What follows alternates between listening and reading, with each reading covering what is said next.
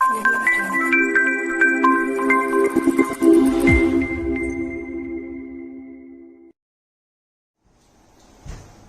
છો બેટા? મજામાં?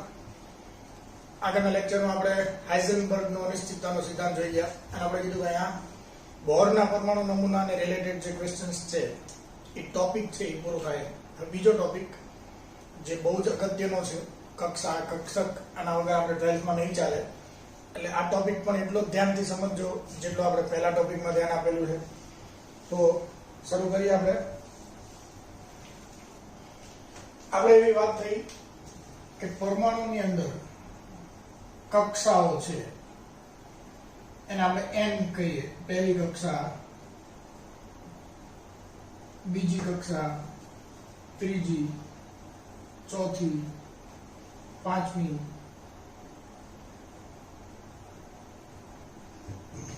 છઠ્ઠી, સાતમી અને બધી કક્ષાઓ બોર્ડ છે. કક્ષાને આપણે કોષ એવો પણ શબ્દ વાપરીએ. કોષ, સેલ, કક્ષા. આને સંજ્ઞા પણ આપેલી યાદ છે કે L M N O P Q R S T એમ ચાલી જાય. તો આ કક્ષા છે. કક્ષા એટલે શું? તો કે કેન્દ્રની ફરતેનો વર્તુળાકાર માર્ગ જ્યાં ઇલેક્ટ્રોન પરિભ્રમણ કરી શકે. બીજું આપણે એવું કીધું હતું, બે કક્ષાની વચ્ચે ઇલેક્ટ્રોન ન હોય. પહેલી, પછી બીજી, પછી ત્રીજી. હવે કક્ષા તો આપણે સમજી ગયા. કક્ષક આ નવો શબ્દ છે.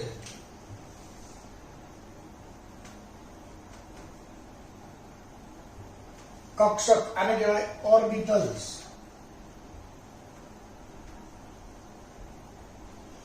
કક્ષા એટલે ઓર્બિટ, સેલ, કોષ, અને એની અંદર કક્ષક હોય એને કહેવાય ઓર્બિટલ્સ. એને ઉપકોષ પણ આપણે કહીએ છીએ.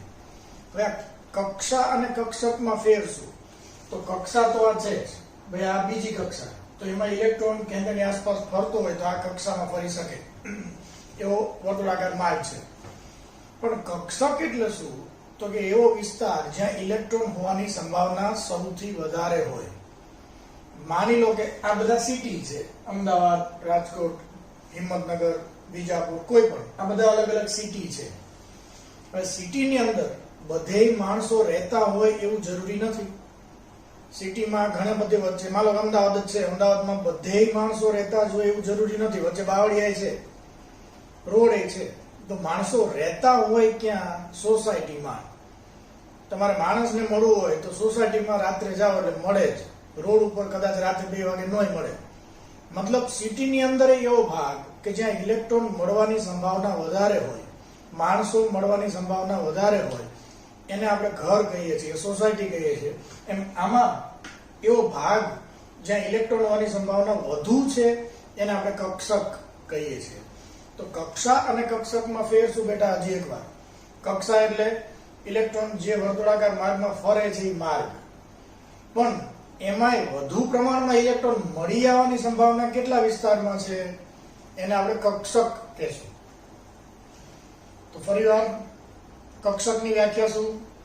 પરમાણુના કેન્દ્રની આસપાસનો એવો વિસ્તાર જ્યાં ઇલેક્ટ્રોન મળી આવવાની સંભાવના વધારે હોય એને કક્ષક કહેવાય. કક્ષક કઈ કઈ છે એના નામ, પ્રકાર આપણે જોવાના છે. S કક્ષક છે, P છે, D અને F. આ 4 કક્ષકો છે. મેઇન આપણે આ 4 ની જરૂર પડે છે. પછી હજી સુધી આનાથી વધારે જરૂર નથી પડી. S P D F. પછી ક્યાંક MCQ પૂછે તો F પછી કન્ટિન્યુ ABCD, F પછી G H I J K L M N. પણ એ બધું કઈ રિયલમાં નથી. 4 કક્ષક ના પ્રકાર છે. એમની સંખ્યા જો આપણે લખીએ તો S કક્ષક 1 જ હોય, P કક્ષક 3 હોય, D કક્ષક 5 અને F કક્ષક 7. 1 3 5 7 એકી સંખ્યામાં છે. હવે કક્ષકને આપણે આમ ચોરસ બોક્સ કરીને દર્શાવીએ અને S કક્ષક 1 જ હોય તેના માટે 1 બોક્સ, P કક્ષકો 3 છે તો એના માટે 3 બોક્સ. આ P કક્ષકો 3 છે. એવી જ રીતે D કક્ષકો 5 છે તો એના માટે આપણે 5 બોક્સ કરશું અને F માટે 7. કક્ષકની અંદર શું હોય તો કે ઇલેક્ટ્રોન. આપણે કીધું ને ઇલેક્ટ્રોન મળવાની સંભાવના જેટલા વિસ્તારમાં વધુ હોય એને જ કક્ષક કહેવાય. તો કક્ષકની અંદર ઇલેક્ટ્રોન હોય. ઇલેક્ટ્રોન દેખાડવા માટે આપણે આવું તીર મારીએ છીએ. આ ઇલેક્ટ્રોન નિશાનમાં લખીએ ખાલી. એક કક્ષકમાં બે જ ઇલેક્ટ્રોન સમાય અને એમાં એક સીધો ને એક ઊંધો. એવું કેમ એ આપણે આગળ જોશું. એક કક્ષકમાં બે જ ઇલેક્ટ્રોન સમાય તો આપણે કોઈ કેમ કે S કક્ષકમાં ટોટલ કેટલા ઇલેક્ટ્રોન સમાય તો કે 2. કેમ તો કે એક જ કક્ષક છે. P કક્ષકમાં ટોટલ ઇલેક્ટ્રોન કેટલા સમાય તો કે 6. 3 કક્ષકો છે, ત્રણેયમાં 2 3 દુ 6 ઇલેક્ટ્રોન સમાય.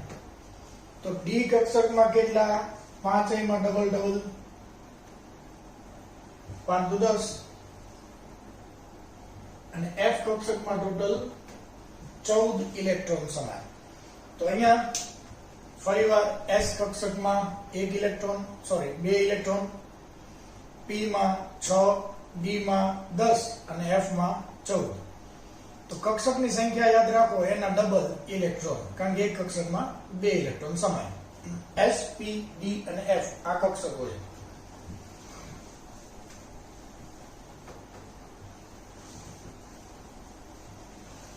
હવે વન બાય વન દરેક કક્ષકના આકાર કેવા છે એ આપણે ડિટેલમાં સમજીએ.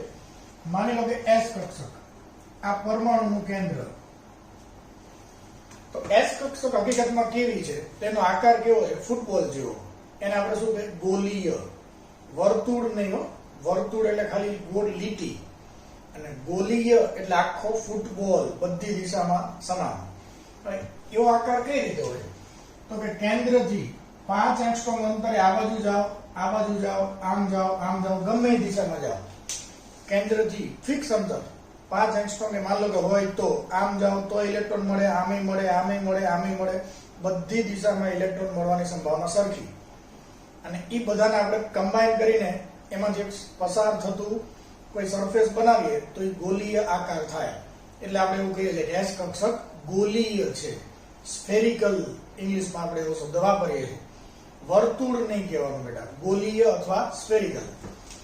તો એને આપણે આમ દોરીએ છીએ.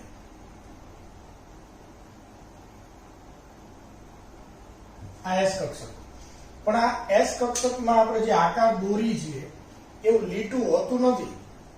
આ તો ખાલી દેખાડવા માટે કે આની આજુબાજુમાં ઇલેક્ટ્રોન હોવાની સંભાવના વધારે છે.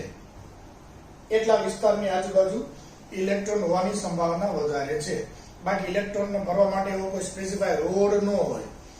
જેમ સૂર્યની આસપાસ પૃથ્વી ફરે છે તો પૃથ્વી જે માર્ગમાં ફરે છે એને આપણે પૃથ્વીની કક્ષા કહીએ છીએ, પણ એ પૃથ્વીને ફરવા માટે કોઈ રોડ નથી. એ તો આકર્ષણને કારણે એમનામ જ ફરે છે. એમ પરમાણુના કેન્દ્રની આજુબાજુ ઇલેક્ટ્રોન તો એમનામ જ છૂટા છૂટા ફરતા હોય, એના માટે કોઈ રોડ નથી હોતો. આ તો આપણે આવી કક્ષકનો આકાર દોરવા માટે ખાલી બનાવીએ છીએ. હવે ધ્યાનથી સમજો. પહેલી કક્ષામાં એક જ કક્ષક હોય S, બીજામાં 2 હોય S અને B, ત્રીજામાં 3 હોય S, P અને D, ચોથામાં 4 હોય S, P, D અને F. મતલબ પહેલામાં એક જ S. સાદી ભાષામાં S ની શરૂઆત ક્યાંથી થાય? પહેલાથી, પછી બધામાં હોય. P ની શરૂઆત ક્યાંથી થાય? બીજાથી, બીજામાં P હોય, પછી બધામાં હોય. ત્રીજી કક્ષક S, P અને D, ત્રીજી કક્ષક તો ત્રીજાથી શરૂ થાય. જેમ D તો ત્રીજાથી શરૂ થાય અને પછી બધામાં હોય. ચોથી કક્ષક F તો ચોથાથી શરૂઆત થાય, પછી બધામાં હોય. તો પહેલામાં એક જ S, બીજામાં S અને P, ત્રીજામાં S, P, D અને ચોથામાં 4. પછી પાંચમામાં એમાંય S, P, D, F, છઠ્ઠામાં S, P, D, F, પછી તો 4 જ આવે, કારણ કે કક્ષકના પ્રકાર જ 4 છે. હવે બધામાં S કક્ષક હોય તો એને અલગ કઈ રીતે પાડવાની? તો ભાઈ પહેલી કક્ષામાં જે કક્ષક હોય એની આગળ એકડો લખવાનો, 1S. એટલે આપણે સમજી જઈએ કે S કક્ષક ખરી, પણ જે પહેલી કક્ષામાં છે એ. બીજામાં હોય તો 2S અને 2P. કેમ તો કે બીજી કક્ષામાં છે એટલે આગળ બગડો તો આવે જ. અમદાવાદમાં ગમે ત્યાં રહેતા હોય GJ1 તો આવે જ.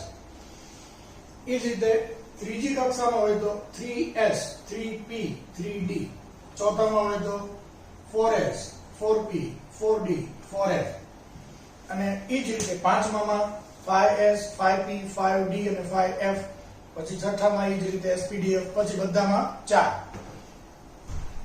તો ફરીથી s ની શરૂઆત પહેલાથી, p ની બીજાથી, d ની ત્રીજાથી અને f ની ચોથાથી, પછી બધામાં આવશે. તો આ સિમ્પલ છે. હવે અગત્યનું ધ્યાનથી સમજીએ. આ આપણે કઈ કક્ષક દોરી? 1s, મતલબ પહેલી કક્ષામાં જે s કક્ષક છે એ આપણે ડ્રો કરીએ. હવે આપણે 2s જે બીજી કક્ષામાં છે એ દોરવી હોય તો પહેલી કક્ષાની 1s તો આ છે, એમાં અહીંયા બધે ઇલેક્ટ્રોન હોવાની સંભાવના હોય આટલા વિસ્તારમાં. હવે બીજી કક્ષાની આપણે દોરીએ તો એ 2s, આ 2s, એમાં આની આજુબાજુ ઇલેક્ટ્રોન મળવાની સંભાવના હોય, પણ આપણે આગળ કીધેલું છે પહેલી કક્ષા અને બીજી કક્ષાની વચ્ચે ઇલેક્ટ્રોન મળવાની સંભાવના ન હોય. એટલે કે આ 1s અને 2s ની વચ્ચે આપણને અમુક એવો ભાગ મળશે જ્યાં ઇલેક્ટ્રોન મળવાની સંભાવના 0. મતલબ આ એક સિટી, આ બીજું સિટી, આપણે અમદાવાદથી નીકળી હિંમતનગર જતા હોય તો બે સિટીની વચ્ચે એવો ઘણો બધો એરિયા મળશે જ્યાં માણસો રહેતા ન હોય, જ્યાં ખેતર હોય, બાવળિયા હોય, તો એને આપણે શું કહેશું? નોડ. ધ્યાન રાખજો, આના માટે આપણે શબ્દ શું વાપરશું? નોડ. તો નોડ એટલે શું? પરમાણુના કેન્દ્રની આજુબાજુનો એવો વિસ્તાર જ્યાં ઇલેક્ટ્રોન હોવાની સંભાવના 0 હોય, આને નોડ કહેવાય. હવે આપણને કોઈ કેમ પૂછે એન્ટી નોડ એટલે શું? તો નોડનું ઊંધું. નોડમાં ઇલેક્ટ્રોન હોવાની સંભાવના 0, તો એન્ટી નોડમાં મહત્તમ. તો એન્ટી નોડની વ્યાખ્યા શું થાય? કેન્દ્રની આસપાસનો એવો વિસ્તાર જ્યાં ઇલેક્ટ્રોન હોવાની સંભાવના મહત્તમ હોય, અને એને જ કક્ષક કહેવાય. તો એન્ટી નોડ એટલે જ કક્ષક. કક્ષક એટલે જ્યાં ઇલેક્ટ્રોન હોવાની સંભાવના સૌથી વધારે હોય. તો અહીંયા આપણે એવું જોઈ ગયા કે 1s કક્ષક તમે દોરો તો એમાં તમને નોડ 0 મળશે, કારણ કે આ 1s પહેલી કક્ષક છે, કેન્દ્ર અને નાની વચ્ચે ઇલેક્ટ્રોન મળવાની સંભાવના 0 હોય એવું ક્યાંય હોય જ નહીં. બધે ઇલેક્ટ્રોન હોઈ શકે. પણ જ્યારે આપણે 2s દોરીએ ત્યારે 1s અને 2s ની વચ્ચે આપણને એક નોડ મળે. તો 2s માં નોડની સંખ્યા 1. હવે તમે ત્રીજી કક્ષાની s દોરો, n થી ને મોટી હોય, મોટો ફૂટબોલ, એની અંદર આ બધા ફૂટબોલ આવી ગયા એવું ખાલી કલ્પના કરો. તો આ 3s, તો 3s અને 2s ની વચ્ચે પણ ઇલેક્ટ્રોન તો ન જ હોય, ત્રીજી કક્ષા અને બીજી કક્ષાની વચ્ચે ન હોય, તો એક નોડમાં વધારો થયો. તો આપણે એમ કે તમે 3s કક્ષક દોરો તો કેટલા નોડ આવે? 1 અને 2. તો 3s માં નોડની સંખ્યા 2 આવશે. હજી એક 4s દોરો તો એક નોડ વધશે, એટલે ટોટલ કેટલા થશે? 3. ઇન શોર્ટ આપણને એમ કે કોઈ પણ ns કક્ષકમાં નોડની સંખ્યા કેટલી? n-1.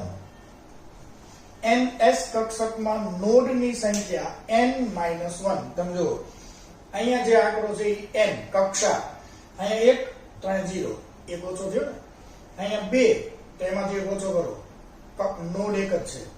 4 4s તો નોડની સંખ્યા 3, એક ઓછો.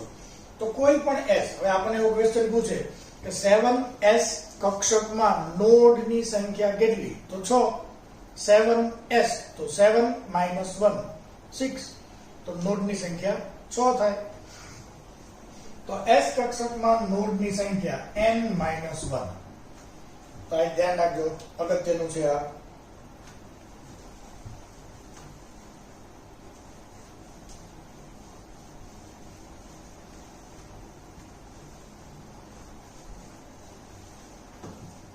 હવે આપણે જોઈએ p કક્ષક. p કક્ષક 3 છે, આપણે કીધું ને.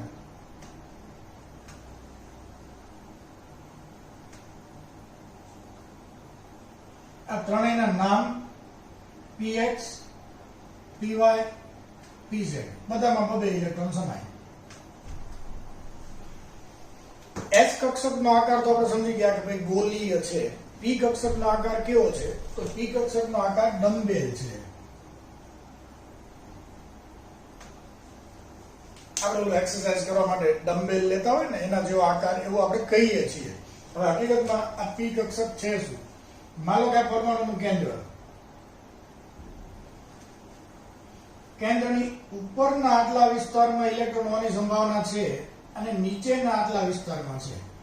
એમાં પી કક્ષકમાં સ્પેસિફિક વિસ્તાર ફિક્સ છે. એવું નહીં બધી બાજુ, જેમ એસ કક્ષકમાં કેવું હતું, કેન્દ્રથી ગમે એ બાજુ જાઓ ઇલેક્ટ્રોન મળે, ગોળાકાર ગોલીય છે, એવું બધામાં નથી. અને એસ કક્ષકમાં કેન્દ્રથી ગમે એ બાજુ જાઓ ઇલેક્ટ્રોન મળે, અને એટલે જ એસ કક્ષકના ઇલેક્ટ્રોન ઉપર કેન્દ્રનું આકર્ષણ વધારે હોય. કારણ કે કેન્દ્રને અહીંયા કોક નડતું હોય તો આ બાજુથી ઇલેક્ટ્રોન ખેંચી શકે, અહીંયા કોક નડતું હોય તો આ બાજુથી ખેંચી લે, કારણ કે એ તો ગમે એ બાજુથી કક્ષકના ઉપર આકર્ષણ ધરાવે છે. એટલે એસ કક્ષક ઉપર કેન્દ્રનું આકર્ષણ વધારે હોય. હવે અહીંયા કેન્દ્ર એની ઉપરના આટલા વિસ્તારમાં અને નીચેના આટલા વિસ્તારમાં ઇલેક્ટ્રોન હોય, મતલબ અહીંયા વચ્ચે તો ન જ હોય, અને અનસ્થાય ન હોય. આપણને ખબર છે કે વચ્ચે તો કેન્દ્ર હોય, તો આ વચ્ચેનું આખું પાટિયું તમે મૂકવાનું સમતલ, તો ત્યાં ઇલેક્ટ્રોન હોવાની સંભાવના 0, ઉપર અને નીચે જ હોય. તો આને આપણે આકાર આવી રીતે બનાવી નાખ્યો, આમ કરીને આમ આઠડા જેવું, એને આપણે કઈ ડમ્બેલ આકાર. તો પી કક્ષક કેવી હોય? તો આપણે આમ દોરીએ ડમ્બેલ, પણ રિયલમાં મેં કીધું એમ હોય ઉપર અને નીચે આટલા વિસ્તારમાં ઇલેક્ટ્રોન હોવાની સંભાવના હોય, એને આપણે આમ જોડીને આંચડો કરી નાખ્યો, ડમ્બેલ શેપ આને આપણે કહીએ છીએ. આ ઉપર અને નીચે બે જે છે એને નોબ કહેવાય, ઉપરનો નોબ, નીચેનો નોબ. બાકી છે તો આ ટાઈપનો આકાર. હવે પી કક્ષકમાં 3 કક્ષકો આપણે કીધી.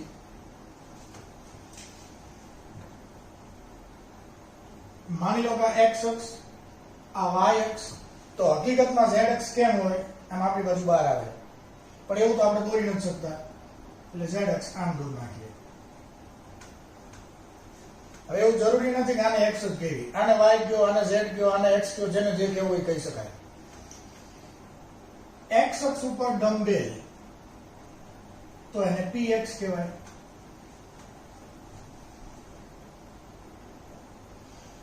y અક્ષ ઉપર ડમ્બેલ હોય તો આને py કહેવાય.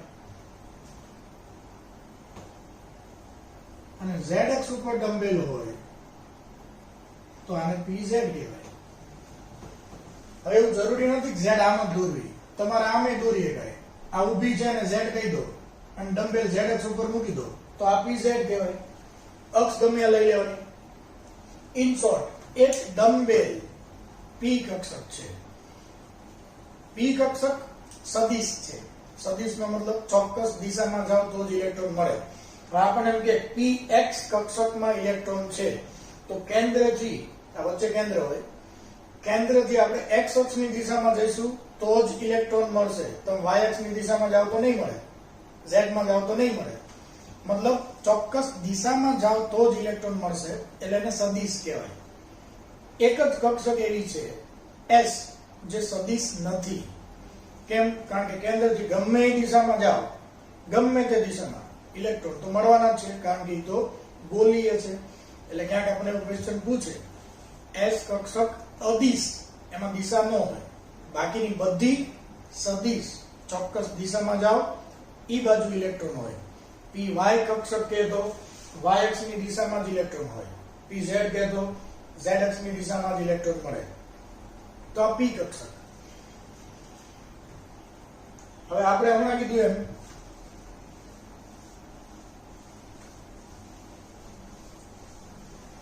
નોડ. નોડ હકીકતમાં બે જાતના હોય, નોડલ સપાટી અને નોડલ સમતલ.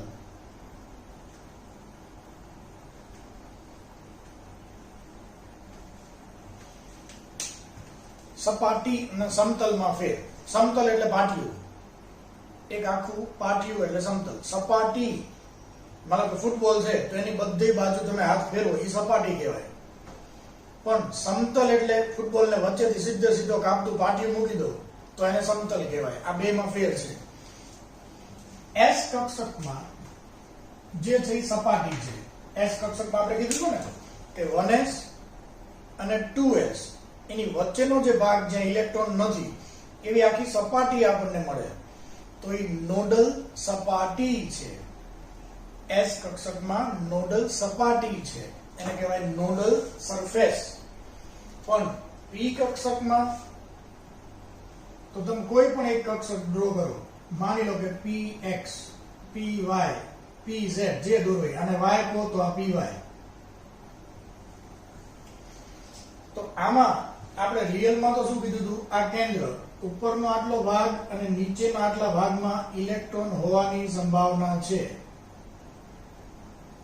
બે નોબ છે. આ તો આપણે એને જોઈન્ટ કરીને આવું આંઠડા જેવું કરી નાખ્યું.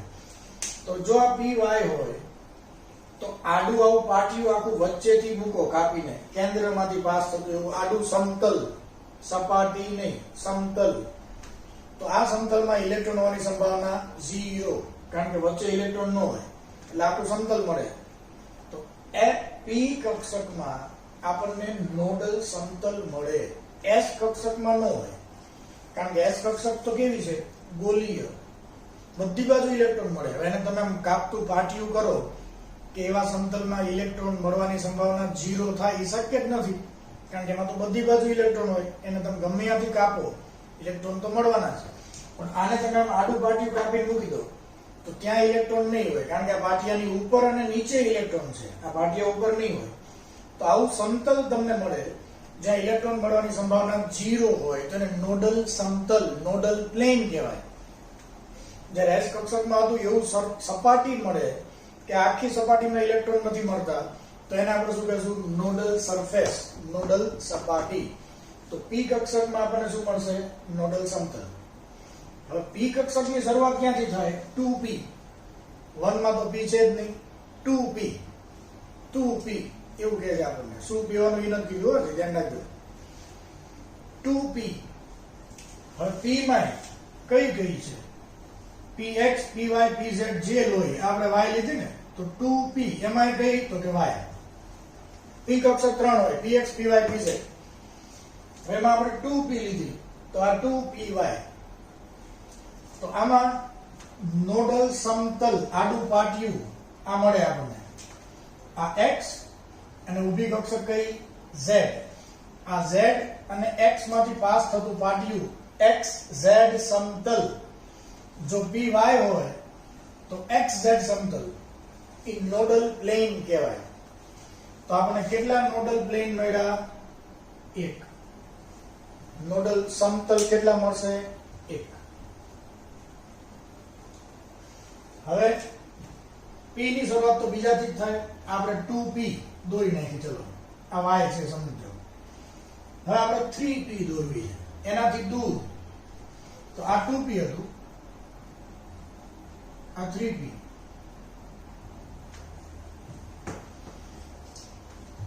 આ આપણે 3py કક્ષક દોરેલી. y અક્ષ ઉપર છે એટલે y, x અક્ષ ઉપર હોત તો x. તો હવે તમે જુઓ, આપણે એમ કે ભાઈ 3py માં નોડલ સમતલ કેટલા, તો સમતલ તો આ એક જ, આડું પાટિયું આ એક જ, જેની ઉપર અને નીચે ઇલેક્ટ્રોન હોય, વચ્ચે નહીં. તો આ પાટિયામાં સમતલ છે જ્યાં ઇલેક્ટ્રોન હોવાની સંભાવના 0 છે. તો તમે 3py દોરો તોય એમાં નોડલ સમતલ તો એક જ હોય, આ આડું પાટિયું જ, બીજા કોઈ એવા સમતલ આમાં નહીં આવે. ઓકે, તમે ત્યાર પછીની કક્ષક છે 4p. તો 4p ડ્રો કરો.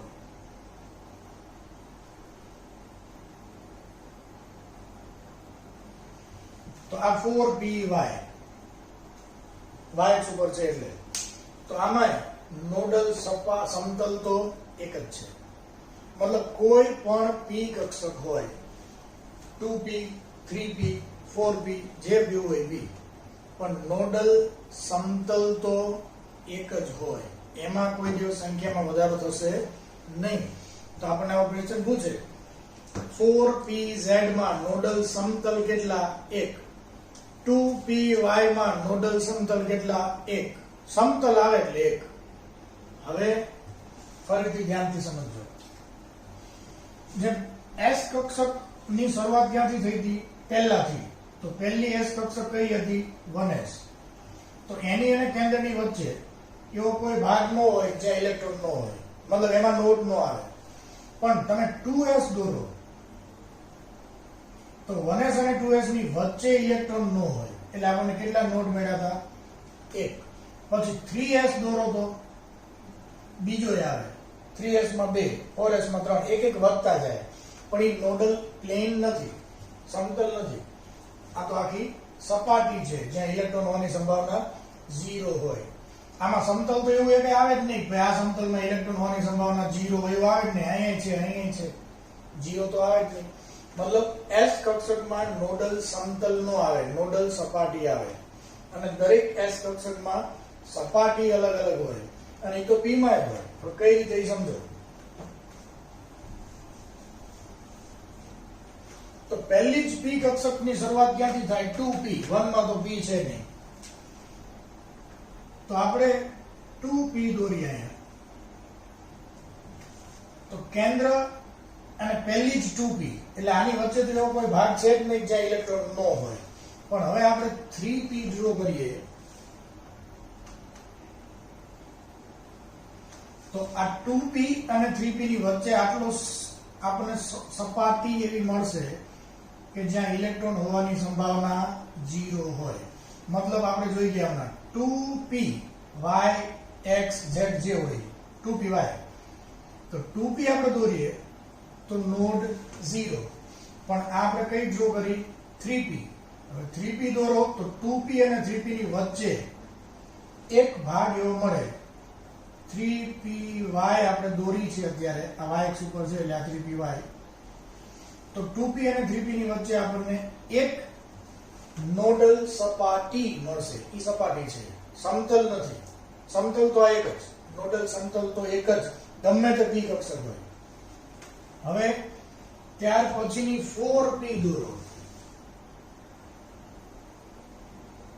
તો આ 3p અને 4p ની વચ્ચે પાછો એવો ભાગ તમને એક વધારાનો મળશે જ્યાં ઇલેક્ટ્રોન હોવાની સંભાવના 0 હોય. તો 4py એમાં 2, એક અહીંયા હતો, એક આ બીજો. હજી તમે એક દોરો 5p, તો હજી એક ભાગ વધશે. તો 5py એમાં 3 થશે.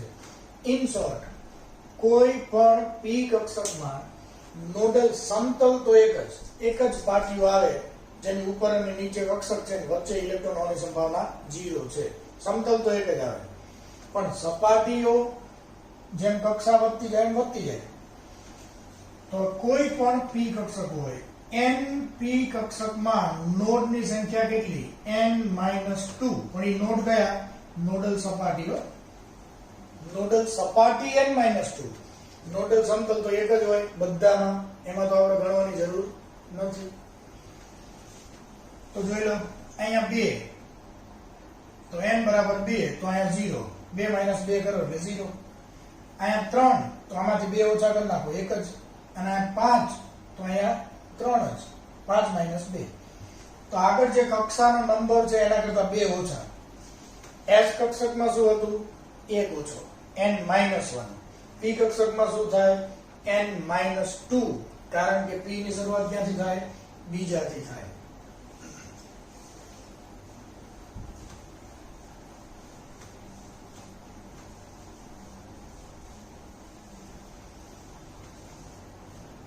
હવે ડી કક્ષક. ડી કક્ષક સરખી રીતે સમજી લેજો. ડી કક્ષક 5 છે. કઈ ગઈ? dx² - y² dz² dxy dyz અને dxz. આવા 5 નામ છે. કયા કયા? x² - y² dz². આ બે માં સ્ક્વેર આવે, વર્ગ આવે. બાકીના ત્રણેયમાં વર્ગ નથી. સિમ્પલ છે, યાદ રાખવી. dxy yz zx આ ક્રમમાં છે. dxy dyz dzx. એટલે એ ત્રણ તો યાદ રહી જાય. આ બે માં સ્ક્વેર આવશે, વર્ગ આવશે, તો એ બે યાદ રાખી લો. dx² માઇનસ y² અને બીજી છે dz². ઓકે, p કક્ષકો 5, એમાં ટોટલ 10 ઇલેક્ટ્રોન સમાય. p કક્ષક d કક્ષક 5, એમાં 10 ઇલેક્ટ્રોન સમાય. p કેટલી હતી? 3. px py pz, એમાં કેટલા ઇલેક્ટ્રોન આવે? 6. s કક્ષકનો આકાર કેવો? ગોલીય. p કક્ષકનો આકાર કેવો? ડમ્બેલ. તો d કક્ષકોનો આકાર કેવો? Double dumbbell. આમાં બે ડમ્બેલ આવશે, આના સિવાય dz². આ એક એક્સેપ્શનલ છે, હમણાં આપણે સમજી લઈએ કે એનો આકાર કેવો છે. તો હવે આ કક્ષકો દોરવાની કઈ રીતે? તો માની લો કે આપણે પહેલા આ દોરવી છે dx² માઇનસ y², મતલબ એમાં x અને y બે આવ્યા. તો આપણે x અક્ષ અને y અક્ષ ઉપર બે ડમ્બેલ દોરવાના. એક ડમ્બેલ x અક્ષ ઉપર અને એક ડમ્બેલ y અક્ષ ઉપર. આ dx² માઇનસ y². તો આપણે કીધું ને, d કક્ષક ડબલ ડમ્બેલ હોય, મતલબ એમાં બે ડમ્બેલ હોય, તો આ x² માઇનસ y², બે ડમ્બેલ અક્ષની ઉપર જ. આ એક કક્ષક એવી છે કે જેમાં બે ડમ્બેલ નથી, એનો આકાર કંઈક અલગ છે. dz² મતલબ એ ક્યાં હશે? z અક્ષ ઉપર. તો આ ઊભી z છે, ઉધારી લો. મેં પહેલા કીધું ગમે ત્યાં ધારવાની છૂટ. તો એનો આકાર કેવો છે? z અક્ષ ઉપર એક ડમ્બેલ, બે ડમ્બેલ નથી એમાં. હવે આપણે એમ કહીએ કે z અક્ષ ઉપર એક ડમ્બેલ, તો એને તો p કક્ષક કહેવાય ને, pz. કારણ કે p કક્ષકમાં એક જ ડમ્બેલ હતું. x અક્ષ ઉપર ડમ્બેલ હોય તો px, y અક્ષ ઉપર હોય તો py અને z અક્ષ ઉપર હોય તો pz. તો ઈ pz અને આ dz² ઈ p કક્ષક હતી, આ d કક્ષક છે. તો આ બેમાં ફેર શું? તો આ બેમાં ફેર એટલો છે કે એમાં કેન્દ્રની આજુબાજુ આવું કુંડાળું આવે, જે p કક્ષકમાં ન આવે. આ સર્કલ શું છે સમજીએ. dz² કક્ષકમાં કેન્દ્રની ઉપરના આટલા ભાગમાં અને નીચેના આટલા ભાગમાં તો ઇલેક્ટ્રોન હોવાની સંભાવના છે જ. ઉપરના આટલા ભાગમાં અને નીચેના આટલા ભાગમાં ઇલેક્ટ્રોન હોવાની સંભાવના તો છે જ, પણ કેન્દ્રની ફરતેના આટલા ભાગમાં પણ ઇલેક્ટ્રોન હોવાની સંભાવના છે. આ dz² માં છે, pz માં એ સર્કલ નથી. તો એટલે આની આજુબાજુ આવું સ્ફેરિકલ આપણે ડ્રો કરીએ છીએ. એ આખું સ્ફેરિકલ છે, ગોલીય છે. ઓકે, તો આ બે કક્ષકો જે રહી, જેમાં વર્ગ આવે x² માઇનસ y² અને z². આ વર્ગ વાળી બંને કક્ષકો અક્ષની ઉપર જ આવે. સમજો, x અક્ષની ઉપર જ છે, y અક્ષની ઉપર જ છે, અને z² વાળી z અક્ષની ઉપર જ આવે. બાકીની ત્રણ x y y z z x એ ત્રણેયમાં વર્ગ નથી. તો વર્ગ વગરની કક્ષકોમાં ડમ્બેલ તો બે જ આવશે, પણ અક્ષની ઉપર નહીં, બે અક્ષની વચ્ચે. તો એ બાકીની ત્રણ d કક્ષકોનો આકાર કેવો થશે સમજીએ. માની લો કે આ x અક્ષ, આ y અક્ષ. તો બે ડમ્બેલ ખરા, પણ x અને y અક્ષની વચ્ચે. આ એક ડમ્બેલ, આ બીજું ડમ્બેલ. ડમ્બેલ તો બે જ આવશે, આના સિવાય. dz² એક જ ઓપ્શનલ છે, એમાં બે ડમ્બેલ નથી, બાકી બધામાં ડબલ ડમ્બેલ આકાર છે. પણ આ બેમાં અને બાકીના બધામાં શું ફેર? હજી એકવાર, જે વર્ગવાળી છે અક્ષની ઉપર, વર્ગ વગરની છે બે અક્ષની વચ્ચે. તો x અને y અક્ષની વચ્ચે બે ડમ્બેલ દોરો, એને શું કહેવાય? dxy. હવે આ ત્રીજી કક્ષાથી જ d ની શરૂઆત થાય, બીજામાં પહેલામાં તો d હોય નહીં. તો ત્રીજી કક્ષાની dxy હોય તો 3dxy, ચોથી કક્ષાની હોય તો 4dxy, પણ કક્ષકનું નામ dxy. હવે આપણે એમ કે d y z દોરો, તો આપણે આને z કહી દેવાનું. y z ની વચ્ચે બે ડમ્બેલ તો આ dyz. આકાર તો એના જ રે કક્ષકનો. હવે એમ કે x z દોરો તો આને x કહી દો, આને z કહી દો. બે ડમ્બેલ x અને z ની વચ્ચે તો dxz. આકાર તો એના જ રહેશે. ત્રણેયનો આકાર સેમ, બે અક્ષની વચ્ચે બે ડમ્બેલ. તો હજી એકવાર વર્ગવાળી અક્ષની ઉપર x વર્ગ માઈનસ y વર્ગ તો x અક્ષ ઉપર અને y અક્ષ ઉપર dz² z અક્ષની ઉપર જ પણ એમાં ફરતું સર્કલ આવશે. બાકીની ત્રણેય xy તો x અને y ની વચ્ચે ડમ્બેલ, એમ કે yz તો y અને z ની વચ્ચે બે ડમ્બેલ, zx તો z અને x ની વચ્ચે બે ડમ્બેલ. આકાર તો આવો જ રહેશે.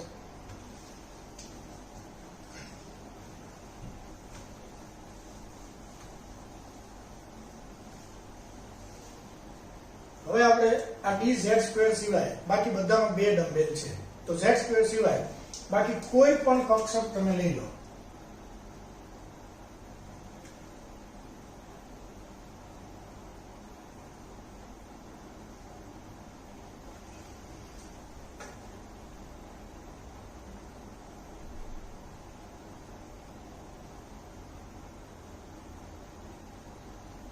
કોઈ પણ dxy yz zx એમાંથી ત્રણેયમાંથી આકાર તો આવો જ થાય. અહીંયા xy લખ નાખો તો xy yz zx.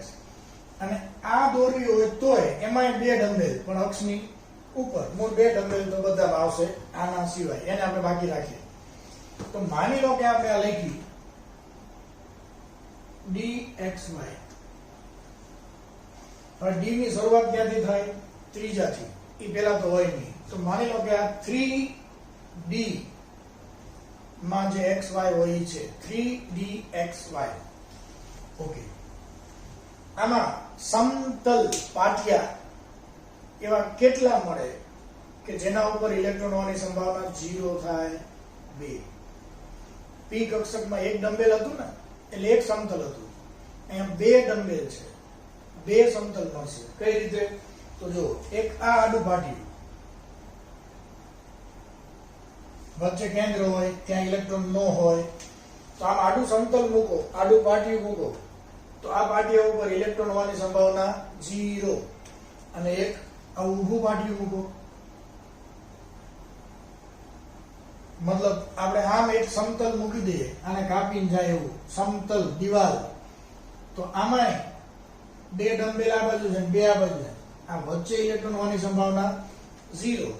તો ડબલ ડમ્બેલમાં આપણને બે સમતલ મળે, એક ડમ્બેલમાં એક જ સમતલ મળે. અને s કક્ષકમાં તો એકેય સમતલ મળે જ નહીં. s કક્ષકમાં નોડલ સમતલ ન હોય, નોડલ સપાટી હોય, આપણે પહેલા કીધું. તો અહીંયા 3dxy નોડલ સમતલ કેટલા? 2. કયા કયા? એક આડું સમતલ, એક આ ઊભું સમતલ. આ બે મળે. હવે આપણે આ 3D ડ્રો કરીએ, ત્યાર પછીની 4D ડ્રો કરીએ, આના પછીની.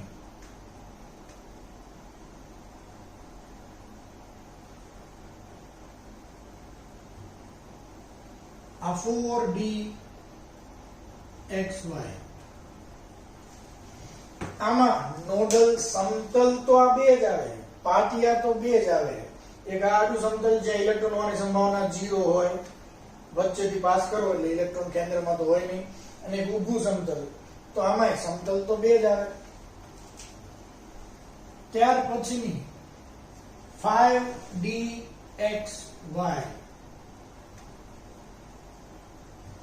એમાંય સમતલ તો બે જ આવે. જોઈ લો.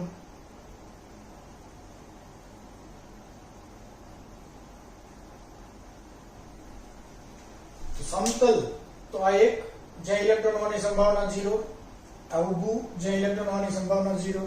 મતલબ ડી કક્ષકમાં નોડલ સમતલ બે જ આવે. આપણે પહેલા કીધું dxy, dyz કે dzx આકાર તો ત્રણેયના સેમ જ છે. હા, dx² y² દોરો તો એ અક્ષની ઉપર આવે. આ બે અક્ષની વચ્ચે છે, પણ આમાંય આપણને બે પાટિયા મળે જે ઇલેક્ટ્રોન હોવાની સંભાવના 0 હોય. એક પાટિયું આમ આડું, આમ સમતલ મૂકી દો, આડું સમતલ. તો આ સમતલ ઉપર ગમે ત્યાં જો ઇલેક્ટ્રોન હોવાની સંભાવના 0, અને બીજું આમ મળશે, આમ આડું પાટિયું મૂકી દો તો ત્યાં પણ ઇલેક્ટ્રોન હોવાની સંભાવના 0. હવે આ 3d x² - y², d ની શરૂઆત ત્રીજાથી થાય ને, એટલે આપણે 3d x² - y². પછી તમે 4d લખો, પણ સમતલ તો આ બે જ મળવાના. 5d 6d ગમે લખો. ઇન શોર્ટ, કોઈ પણ d કક્ષક હોય, 3d 4d 5d 6d કોઈ પણ, એમાં નોડલ સમતલ તો બે જ મળશે. કોઈ પણ p કક્ષકમાં નોડલ સમતલ એક જ મળશે. આપણે p વાળું જોઈ ગયા, ફરીથી યાદ કરાવું. p કક્ષકમાં એક જ ડમ્બેલ હોય, તો એવું પાટિયું કયું આ આડું મૂકો એક જ, કે જ્યાં ઇલેક્ટ્રોન મળવાની સંભાવના 0 હોય, કારણ કે ઇલેક્ટ્રોન તો એની ઉપર અને નીચે છે, આ સમતલ ઉપર નથી. તો એમાં એક જ મળે, p માં એક જ, એક ડમ્બેલમાં એક, બે ડમ્બેલમાં બે. પણ શેની વાત કરું છું? સમતલ, સપાટી નહીં, સમતલ. હવે આપણે સપાટીની વાત કરીએ.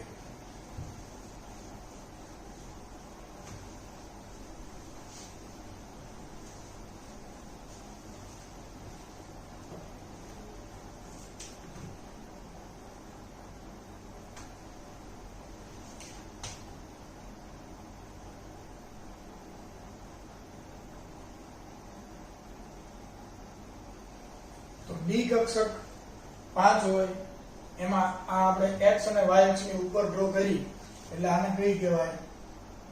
d x² - y². હવે પહેલી જ d ની શરૂઆત ત્રીજાથી થાય, તો માની લો કે આ 3d x² - y². હવે જે કક્ષક કેન્દ્રથી પહેલી જ આવતી હોય, d કક્ષક તો પહેલી જ આવે છે, એની અને કેન્દ્રની વચ્ચે નોડ ન હોય. જેમ આપણે પહેલા કીધું હતું, હજી એકવાર, 1s આની અને કેન્દ્રની વચ્ચે નોડ ન હોય, પણ તમે 2s દોરો તો 1s અને 2s ની વચ્ચે નોડ આવે. નોડ એટલે શું છે? ઇલેક્ટ્રોન હોવાની સંભાવના 0. તો d કક્ષકની શરૂઆત તો ત્રીજાથી જ થાય છે, તો પહેલી જ d કક્ષક છે આ, તો કેન્દ્રની અને એની વચ્ચે ઇલેક્ટ્રોન હોવાની સંભાવના 0 હોય એવો કોઈ ભાગ આવશે નહીં. એવી કોઈ સપાટી નહીં આવે. સમતલ તો બે છે, એક આમ અને એક આમ. નોડલ સમતલ તો કોઈ પણ d કક્ષકમાં બે હોય જ, પણ સપાટી 0. તો આમાં નોડલ સપાટી કેટલી? 0. હવે તમે ત્યાર પછીની 4d ડ્રો કરો.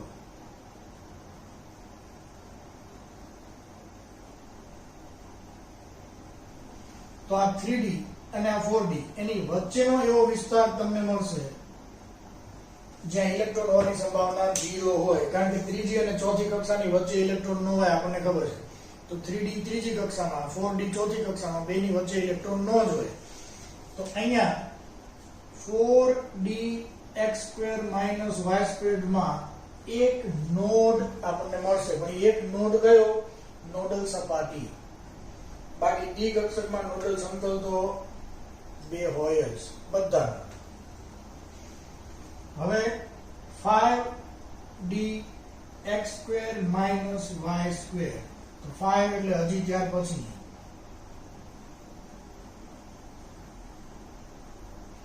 તો અહીંયા બે ની વચ્ચે હજી એક નોડ વધશે, તો 5d માં આમાં એક હતો, તો આમાં 2 થાય, 6 માં 3 થાય. કોઈ પણ n d કક્ષકમાં નોડલ સપાટી કેટલી? n-3. તમે જુઓ, આ 3 છે, તો અહીંયા 0. તો n બરાબર 3. 3 - 3 એટલે 0. n એટલે કક્ષાનો નંબર. પાંચમી કક્ષાવાળી d માં નોડલ સપાટી કેટલી? 2 જ. તો 5 - 3 2. હવે એક અગત્યનું, કોઈ પણ d કક્ષકમાં નોડલ સમતલ કેટલા હોય? 2. કીધું ને આપણે, એક આમ અને એક આ સમતલમાં ક્યાંય ઇલેક્ટ્રોન હોવાની સંભાવના નહીં મળે. Exceptional dz². જો ખાલી આટલું જ હોત z અક્ષ ઉપર તો વાંધો ન આવે. તમે આડું પાટિયું મૂકો, આ સમતલમાં ઇલેક્ટ્રોન ન હોય, એની ઉપર નીચે હોય તો નોડલ પ્લેન મળે. પણ dz² માં તો કેન્દ્રની ફરતે ઇલેક્ટ્રોન હોવાની સંભાવના છે ને. કેન્દ્રની ફરતે બધી બાજુ ઇલેક્ટ્રોન હોય. આ ભલે ઉપર નીચે જ હોય પણ આ તો છે જ. હવે તમે કોઈ પણ સમતલ મૂકો, ઇલેક્ટ્રોન હોવાની સંભાવના 0 થાય જ નહીં, કારણ કે કેન્દ્રની આજુબાજુ તો બધે ઇલેક્ટ્રોન છે જ. મતલબ શું? બધી ડી કક્ષકમાં નોડલ સમતલ 2 હોય, dz² માં નોડલ સમતલ 0. આ ખાસ ધ્યાન રાખજો. dz² માં નોડલ સમતલ 0. સમતલ સપાટી તો એમાંય આવશે. નોડલ સપાટી માટેનું સૂત્ર આ છે. કારણ આ માનો કે તમે 3dz² દોરી, હવે 4dz² દોરો તો અહીંયા ઇલેક્ટ્રોન નહીં હોય. પછી 5dz² દોરો તો 2 નહીં હોય, એક અહીંયા ને એક અહીંયા. જેમ આમાં થયું એવું જ. નોડલ સપાટી વાળું સૂત્ર બધી ડી માટે લાગુ પડશે, પણ નોડલ સમતલ dz² માં નહીં હોય. આ ધ્યાનથી સમજી લેજો.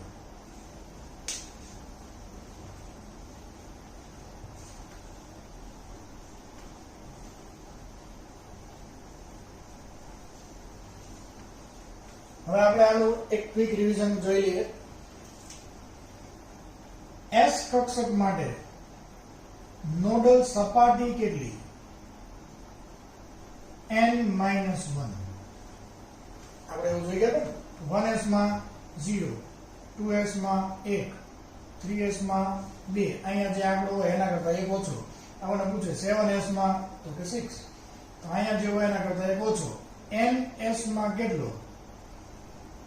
ns કક્ષકમાં n-1 નોડની સંખ્યા. કોઈ પણ ns કક્ષકમાં નોડલ સપાટી ની સંખ્યા n-1. આ s કક્ષક માટે. પણ s કક્ષકમાં નોડલ સમતલ